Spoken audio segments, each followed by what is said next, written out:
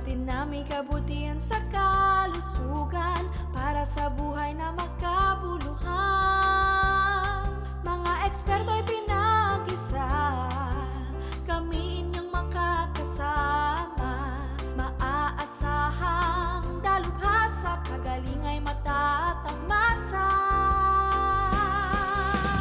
Hiling-galing, sagot sa inyong hiling.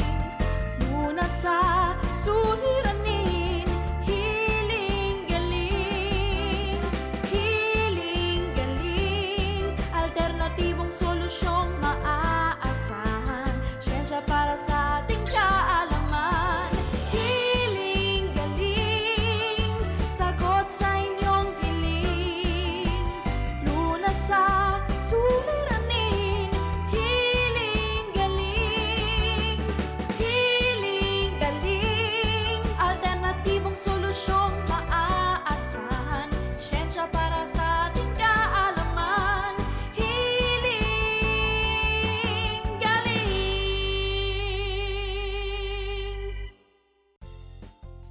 Happy healing morning mga kapatid. Naku, alam niyo po ba mga kapatid, masayang-masaya po kami ngayon dahil tayo po ay nasa season 5 na ng Healing Galing dito sa TV5. Very blessed po kami dahil patuloy pang nadadagdagan ng ating mga taga-subaybay dito po sa programa mula Luzon, Visayas, Mindanao. Naku, marami pong salamat. Mula Cagayan Valley hanggang Cagayan de Oro. Maayong buntag po mga kapatid. At marami po kaming natatanggap na mga napakagagandang mga pagbati at pagpupugay sa tulong na naidulot po ng natural na paraan ng paggagamutan ng Healing Galing sa mga karamdaman ng ating mga kapatid. At kaligayahan po namin ni Chef Tristan ang makatulong sa inyong paggaling. Happy healing morning, Chef! Happy healing morning, Doktora. At syempre, sa buong Pilipinas, happy healing morning. Naimbag bigat sa ating mga kapatid ng mga Ilocano. Galing! Yun naman po. At of course, Doktora, sa ating mga kapatid, kami po ay taus-puso nagpapasalamat. Taus-puso na, taus-puso. Taus-puso nagpapasalamat sa patuloy pong pagsubaybay ninyo sa amin. Kung dati po ay alas 7:30, ngayon po ay mas napaaga. Alas 7 na po kami ngayon at maraming salamat. Dahil nandyan pa rin Nandyan sila. po rin, of course. Oo. At dumarami pa po yan. Yes, Opo. kaya patuloy pa po tayong magbibigay kaalaman at kagalingan sa inyong mga karamdaman sa natural na paraan. So, sisimulan po natin dahil pilot ito ng ating Season 5. Season 5 po. Simulan natin sa ano? Teka lang. Speaking of simulan, Doktor, Oo. ano po bang topic natin ngayon? Siyempre, excited. Yun na nga ang iniisip ko simulan natin sa likod. Paano Let's po start from behind. Paano po sisimulan kung sa... Di mula sa likod. Hulaan mo, ano ba yung mga sakit na pwedeng galing sa likod?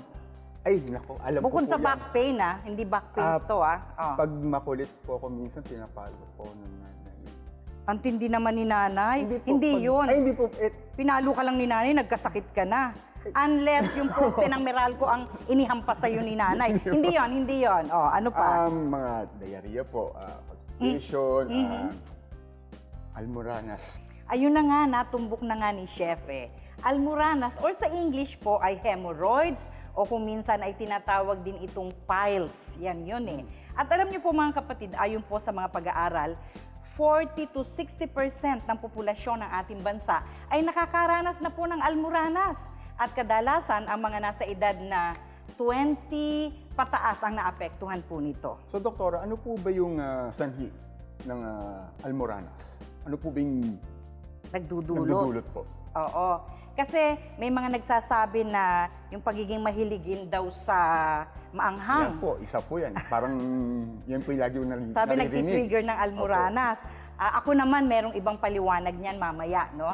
Minsan, ang dahilan daw ay madalas na pagka-strain o yung pagka-stretch ng anus o ng anus kapag may ginagawa. Nagna-number 2, ayan. O yung butas po na nilalabasan ng ating dumi ay parang napupuwersa, no? Gaya halimbawa kung tayo po ay constipated o kung tayo po ay may diarrhea na paulit-ulit na pabalik-balik sa CR, no? At nakakaapekto rin po ang mga matagalang pag-upo dahil hindi nawawalan po ng pressure, ng bigat, no, dun sa ating puwitan. So maraming causes. Pero ano po ba yung talagang magiging epekto nito, Doktora, sa ating katawan? Alam mo kasi, Chef, Malayo sa linya mo to kaya papaluhan ko sa iyo. At sa inyo po mga kapatid, no, yung mga blood vessels po natin, no, doon sa butas ng puwet, yung mismo diyan sa ganyan, no, ay hindi po nagiging maayos ang daloy ng dugo, kaya ito po ay nagiging dahilan ng pamamaga.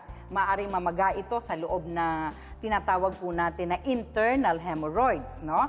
Yung isa naman na mas malala na sinasabi ay lumalabas yung mga ugat at nakikitang nakalawit na dun sa may butas mismo, chef, no? At ito po ay tinatawag natin na external hemorrhoids. At kapag may almoranas, ang sintomas po karaniwan, no, ay yung pangangati sa paligid ng anus o ng anus na yan, no? At yung iba po ay may masakit na nararamdaman sa bahagi ng yon ng katawan. May mga nakikita rin po yung iba na mga bukol-bukol, no, sa paligid mismo ng anus, at ang ilan naman ay may kasamang dugo sa kanilang pagdumi. So, mga senyales na yon. So, kung ganun po ba, Doktora, parang mainit po ang katawan o dapat po bang kailangan palamigin? Ano po bang dapat gawin? Tama ka na naman dyan, chef, ha? Very good ka this morning. At ibig sabihin, nag-breakfast ka talaga. Alright.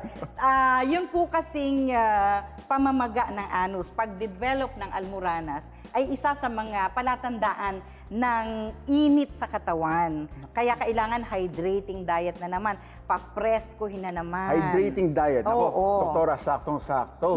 Sa ating healing sangkap, meron po akong isang napakasarap na recipe. Yung something to do with the wrap. Na that would parang magpapaginhawa. At presko? Opo, presko. Sa mga may almoranas. Kaya ako tumataba, ginutom na naman ako dyan Chef, kinukwento mo pa lang Kaya wag po kayong aalis mga kapatid. Abangan nyo po si Chef Tristan mamaya sa Healing Sangkap. At abangan nyo rin po ang sagot sa inyong mga katanungan, yung healing katanungan, no?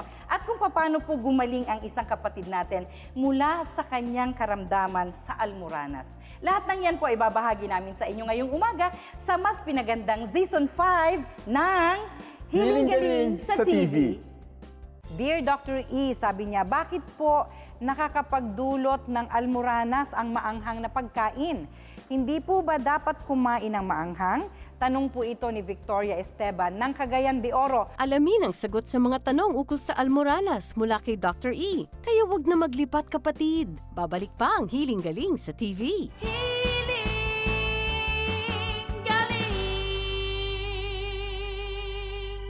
Samahan si Dr. E sa kanyang natural na pagiging healthy ng katawan, puso, isip at pananaw sa mga bagay-bagay. Sa Radyo 5, tuwing Sabado, alas 6 hanggang alas 8 ng umaga at tuwing Linggo, alas 10 ng umaga hanggang alas 12 ng tanghali. Mapapanood din sa Action TV, tuwing Sabado, alas 6 hanggang alas 7 ng umaga at tuwing Linggo, kasama si Chef Tristan, alas 7 hanggang alas 8 ng umaga sa TV5.